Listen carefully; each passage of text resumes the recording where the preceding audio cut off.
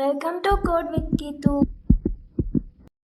இன்னைக்கு நம்ம என்ன பார்க்க போறோம்னா, எப்படி ஈவென்ட் ஹேண்டிலர்ஸ் எல்லாம் ஒர்க் ஆகுதுன்னு லேர்ன் பண்ண போறோம். அதை ஒரு ப்ராஜெக்டா பண்ணி, ஸோ இதில் நீங்கள் என்னென்ன ஈவென்ட் ஹேண்டிலர்ஸ் ஜாவா ஸ்கிரிப்டில் இருக்குது அப்படின்றத தெரிஞ்சுக்கலாம்.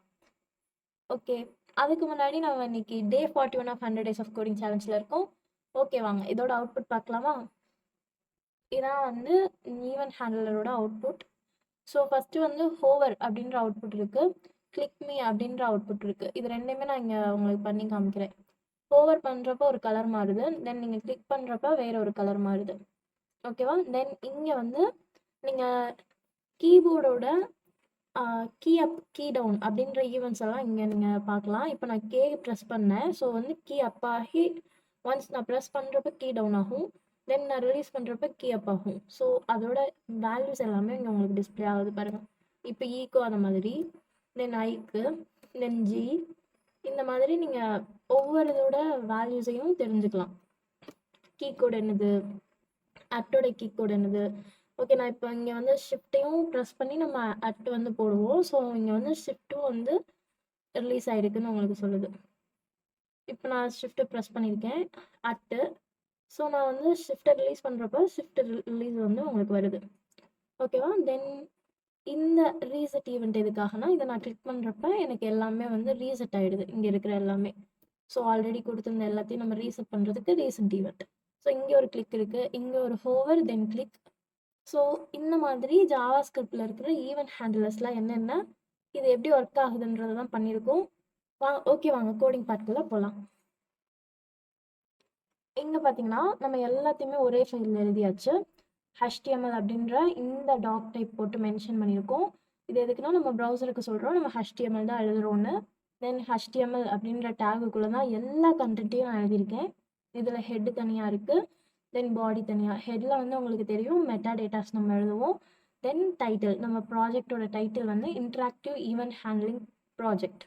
ஸோ இதான் நம்மளோட டைட்டில். இதில் நான் பூட் ஸ்ட்ராப் யூஸ் பண்ணியிருக்கனால பூட் ஸ்ட்ராப்போட CDN லிங்க்கை மட்டும் நான் இங்கே பேஸ்ட் பண்ணியிருக்கேன். தென் நம்ம வந்து CSS எதையுமே வந்து தனியாக ஒரு ஃபைலில் எழுதலை. ஸோ இது வந்து சிம்பிளாக தான் இருக்குன்றனால நம்ம ஒரே ஃபைலில் வச்சுக்கிட்டோம். அதுக்காக ஸ்டைலுன்ற டேகுக்குள்ளே எல்லா CSSயுமே நம்ம எழுதியிருக்கோம். ஸோ இதில் பாடிக்கு தேவையான ஸ்டைலிங்ஸ் எல்லாமே நான் இங்கே கொடுத்துருக்கேன். H1க்கு தேவையான ஸ்டைலிங்ஸ், அண்ட் தென் பாக்ஸுக்கு நீங்கள் இதை உங்களுக்கு பிடிச்ச மாதிரி கலர்ஸில் யூஸ் பண்ணி இன்னும் இன்ட்ராக்டிவாக கூட பண்ணுங்கள். லைக் நம்ம என்ன பண்ணலாம் அப்படின்னா, நம்ம ஹோவர் பண்ணும்போது ஆல்ரெடி ஒரு எமோஜி இருக்கிற மாதிரி, தென் நான் அதை ஹோவர் பண்ணும்போது அந்த எமோஜி கட் ஆகிற மாதிரி, அந்த மாதிரியும் நீங்கள் பண்ணலாம். நார்மலாக இந்த மாதிரி பாக்ஸ் மட்டும் யூஸ் பண்ணாமல். அது வேணால் உங்களுக்கு நான் பண்ணி காமிக்கிறேன்.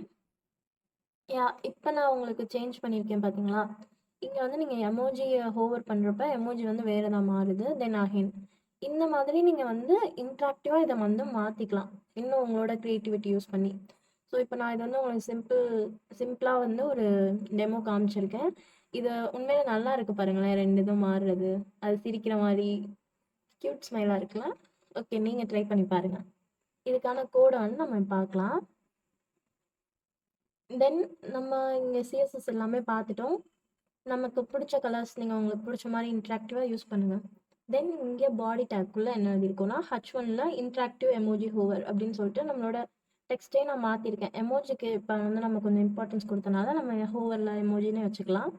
தென் இங்கே வந்து ஒரு டிவ் நான் க்ரியேட் பண்ணி அதில் ஜஸ்ட் எமோஜி மட்டும் பேஸ்ட் பண்ணியிருக்கேன். இந்த எமோஜிக்கு நான் ஒரு ஐடி க்ரியேட் பண்ணியிருக்கேன், கிளாஸ் வந்து எனக்கு டிசைனிங் பர்பஸ்க்காக நான் கிளாஸ் க்ரியேட் பண்ணியிருக்கேன். தென் இங்கே பார்த்தீங்கன்னா ஐடியில் வந்து நெக்ஸ்ட் ஒரு டிவ், இது வந்து கீ ஈவெண்ட் ஹேண்டில் பண்ணுறதுக்காக. எப்பப்பெல்லாம் நம்ம கீ ப்ரெஸ் பண்ணுறோமோ அப்போல்லாம் வந்து இது ஒர்க் ஆகும். ஸோ இந்த டிவ்வில் வந்து கீபோர்ட் கீ ஈவெண்ட்ஸ் அப்படின்னு சொல்லிட்டு ப்ரெஸ் ஆர் ரிலீஸ், நமக்கு வந்து எதுவுமே ப்ரெஸ் பண்ணுறதுக்கு முன்னாடி ஒரு ரிசல்ட் வந்து உங்களுக்கு ஷோ ஆகுதுல்ல, இதுக்கு தான் வந்து இங்கே இது போட்டிருக்கோம். ஸோ அதுக்காக தான் இந்த H2 டேகும் அண்ட் தென் P டேகும் யூஸ் பண்ணியிருக்கோம். ஸோ இங்கே நெக்ஸ்ட் வந்து ஒரு பட்டன் கிரியேட் பண்ணியிருக்கோம். இது வந்து நம்ம ரீசெட் பண்ணுறதுக்காக, எல்லாமே வந்து ஃபர்ஸ்ட் மாதிரி ரீசெட் ஆகுது இல்லை, ஸோ அதுக்காக இந்த பட்டன் வந்து கிரியேட் பண்ணியிருக்கோம். இதுக்கு ஒரு ஐடி அண்ட் தென் கிளாஸ் எழுதியிருக்கோம். தென் இங்கே ஸ்கிரிப்ட் டேக் வந்து ஸ்டார்ட் ஆகுது. இதில் ஃபுல்லாகவே ஜாவா ஸ்கிரிப்ட். ஸோ இப்போ நம்ம ஹோவர் எமோஜி நம்ம ஆல்ரெடி ஐடி யூஸ் பண்ணி கிரியேட் பண்ணியிருக்கோம்ல, இந்த ஹோவர் எமோஜியையும் நம்ம இங்கே கெட் பண்ணிக்கிறோம். அண்ட் தென் நான் இங்கே ஹோவர் சவுண்ட் யூஸ் பண்ணலை, ஸோ அதை நான் இங்கே வந்து எடுத்துடுறேன். ஹோவர் எமோஜி மட்டும் இப்போதைக்கு நம்ம கெட் பண்ணி இங்கே ஸ்டோர் பண்ணியிருக்கோம். தென் இங்கே வந்து hover emoji dot add event listener வந்து ஆட் பண்ணுறோம். ஃபஸ்ட்டு ஈவெண்ட் லிசனர் மவுஸை வந்து நம்ம ஹோவர் பண்ணுறப்ப அந்த எமோஜி மேலே நம்ம கொண்டுட்டு போகிறப்ப வந்து நமக்கு இந்த மாதிரி ஒரு ஸ்மைலி ஃபேஸ் வந்து சிரிக்கிற மாதிரி வரணும். So hover emoji dot text கண்டென்ட்டை மாத்திரம் சிரிக்கிற ஸ்மைலிக்கு. அண்ட் தென் நம்ம மவுஸை வந்து திரும்ப அவுட் பண்ணுறோம், உள்ளேருந்து வெளியில் எடுக்கிறோம். ஸோ எடுக்கிறப்ப நமக்கு நார்மலான ஆல்ரெடி இருந்த இதே ஸ்மைலி வந்து வேணும்னு சொல்லிட்டு அதே தான் நான் இங்கே காப்பி பண்ணி போட்டிருக்கேன். ஓகேவா? நெக்ஸ்ட் வந்து இது வந்து ஃபஸ்ட்டு நமக்கு 2 ஹோவர் வந்து முடிஞ்சிருச்சு மவுஸோட ஈவெண்ட் லிசனர்ஸ். ஸோ இங்கே பார்த்தீங்கன்னா first windows dot add event லிசனரில் கீ டவுன் பண்ணுறோம். நம்ம ஒன்ஸ் கீயை வந்து ப்ரெஸ் பண்ணுறப்ப இந்த ஈவெண்ட் லிசனர் ட்ரிகர் ஆகி அவங்களுக்கு அவுட்புட் வந்து வரும். இங்கே நீங்கள் பார்த்தீங்கன்னா தெரியும், நான் கே ப்ரெஸ் பண்ணுறேன், தென் ஐ, இந்த மாதிரி என்ன லெட்டர் ப்ரெஸ் பண்ணுறேனோ அந்த லெட்டருக்கு கீ டவுன் ஆகிறப்போ ஒரு ஈவெண்ட் லிசனர் நடக்கும், அண்ட் தென் அப் ஆகிறப்பையும் ஒன்று நடக்கும். அதுதான் வந்து இங்கே நடக்குது. இது கீ டவுன் ஒன்ஸ் நீங்கள் ப்ரெஸ் பண்ணுறப்ப, இது வந்து கீ அப் நீங்கள் வந்து ரிலீஸ் பண்ணுறப்ப இது வந்து நடக்குது. ஓகேவா? இந்த 2 ஈவெண்ட் லிசனர்ஸும் இப்படி தான் ஒர்க் ஆகுது. தென் நீங்கள் இங்கே ரீசெட் பட்டனுக்கு ஒன்ஸ் நீங்கள் கிளிக் பண்ணுறப்ப இது வந்து கிளிக் ஈவெண்ட் லிசனர். நீங்கள் கிளிக் பண்ணுறப்ப வந்து உங்களுக்கு எல்லாமே வந்து ஆர்டினரியாக எல்லாமே வந்து பழைய ஸ்டேட்டுக்கு ரீசெட் ஆகணும் அப்படின்னு சொல்லிட்டு இந்த எமோஜியை வந்து நீங்கள் ஆல்ரெடி ஸ்மைலி எமோஜியாக வச்சுருக்கீங்க. அண்ட் தென் இங்கே வந்து கீபோர்ட் ஈவெண்ட்டையும் and then press or release key வந்து நீங்கள் திரும்ப #2 டேகுக்கு நீங்கள் ஆல்ரெடி இங்கே என்ன கொடுத்துருந்தீங்களோ இங்கே நம்ம க்ரியேட் பண்ணும்போது கொடுத்துருந்தோம்ல இதே டேட்டாவை வந்து நம்ம இங்கே கொடுத்துட்றோம். ஸோ ரீசெட் ஆகிடுது.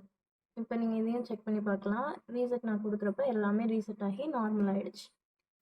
ஓகேவா? இப்படி தான் வந்து நமக்கு ஈவெண்ட் லிசனர்ஸ் எல்லாமே வந்து ஜாவா ஸ்கிரிப்டில் ஒர்க் ஆகிட்டுருக்கு. உங்களுக்கு இது கிளியராக புரிஞ்சிருக்கும்னு நினைக்கிறேன். ஸோ இந்த ஈவெண்ட் லிசனர்ஸ் எல்லாத்தையும் நம்ம ஒன்ஸ் அகெயின் பார்க்கலாம். First event listener mouse hover எதுக்காகனா ஒன்ஸ் நம்ம மவுஸை வந்து அந்த ஆப்ஜெக்ட் மேலே கொண்டு போகிறப்ப ஒர்க் ஆகிறதுக்கு. மவுஸ் அவுட் அதுலேருந்து நம்ம வெளியே எடுக்கும் போது இது ஒர்க் ஆகும். கீ டவுன் ஒன்ஸ் நீங்கள் அந்த ஆப்ஜெக்டை ப்ரெஸ் பண்ணுறப்ப என்ன லெட்டர்ஸை வந்து ஒன்ஸ் நீங்கள் கீயை வந்து கீபோர்டில் இருக்க எந்த கீயை ப்ரெஸ் பண்ணணுனாலும் அப்போ இந்த ஈவெண்ட் லிசனர் தான் நீங்கள் யூஸ் பண்ணணும். கீயை ஒன்ஸ் நீங்கள் அதை ரிலீஸ் பண்ணுறப்ப இந்த ஈவெண்ட் லிசனர் ஒர்க் ஆகும். அண்ட் தென் இது வந்து கிளிக் ஒன்ஸ் நீங்கள் அந்த பர்டிகுலர் எலமெண்ட்டை வந்து கிளிக் பண்ணுறப்ப இந்த ஈவெண்ட் லிசனர் ஒர்க் ஆகும். ஸோ இதெல்லாம் தான் ஈவெண்ட் லிசனர்ஸ். நீங்களும் ட்ரை பண்ணி பாருங்கள். இதெல்லாம் வந்து நம்ம பெரிய பெரிய ப்ராஜெக்ட் பண்ணுறப்ப கண்டிப்பாக தேவைப்படும். ஸோ இதெல்லாம் உங்களுக்கு யூஸ்ஃபுல்லாக இருக்கும்னு நினைக்கிறேன். உங்களுக்கு ஏதாவது டவுட்ஸ் இருந்துச்சுன்னா கமெண்ட் செக்ஷனில் கமெண்ட் பண்ணுங்கள், நான் கண்டிப்பாக ரிப்ளை பண்ணுவேன். இன்னொரு வீடியோவில் பார்க்கலாம். Bye guys. இந்த வீடியோ பிடிச்சிருந்துச்சுன்னா லைக் பண்ணுங்கள், ஷேர் பண்ணுங்கள், சப்ஸ்கிரைப் பண்ணுங்கள்.